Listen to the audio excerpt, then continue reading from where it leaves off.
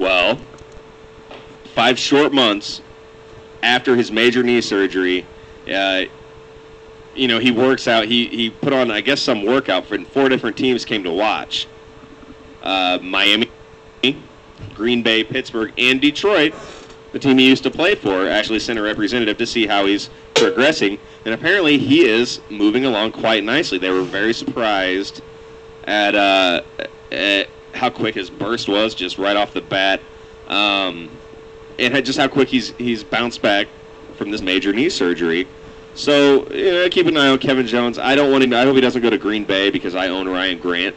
Right. And a guy like Kevin Jones can only hawk touchdowns and hawk yards, and I don't want that. But he can go to Miami. He can go to Pittsburgh. He can go back to Detroit. Why not the Bears look at him? Why didn't they? They should. They've been playing against him for so long. Yeah. You know what I mean? They should look at him, but the Bears. That's the Bears. We had an awesome running back. Yeah. Oh, jeez. Unsigned. Up. Yeah. DRN fans taking off. See you, buddy. Thanks for hanging out with us. Hey, thanks, man. We'll be here next week, so right here at the same time next week. If you want to hang out again, I know you're not much of a sports guy, but I like to think our show is it can appeal to non-sports fans or the casual sports fan because we stray a little bit and we relate. We relate to people. Yeah, we're fun. We're a lot of fun.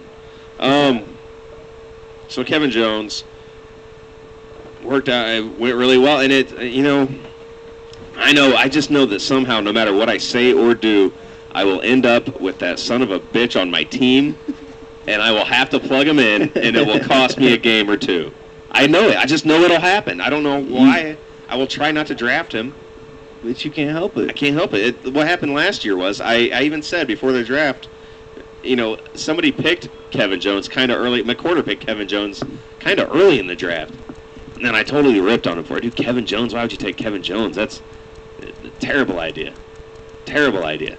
But he took him anyway, and he just released him into the free agent pool, just dropped him on his face like a week before he came back and played. So I picked him up.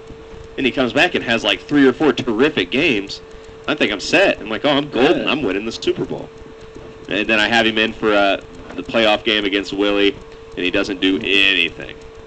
I mean, absolutely nothing. I have a guy on the bench that lights it up. The guy for the Saints that came, Aaron Stecker, that came in and played instead of Reggie Bush, had him on the bench lighting it up, and instead I missed out on the Super Bowl. So, I will try to add into my fantasy, strategy guide ways to avoid doing things like that. Ways to avoid having a guy on your bench that lights it up. But that's going to happen. I mean, it's going to happen. But there's ways to avoid it. It's like you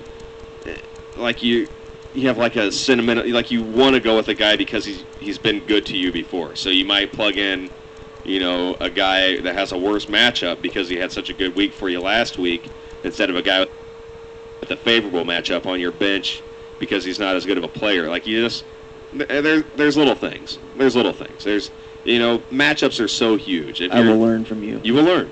You will learn, Bira. I will help you. You will teach. You must teach the ways.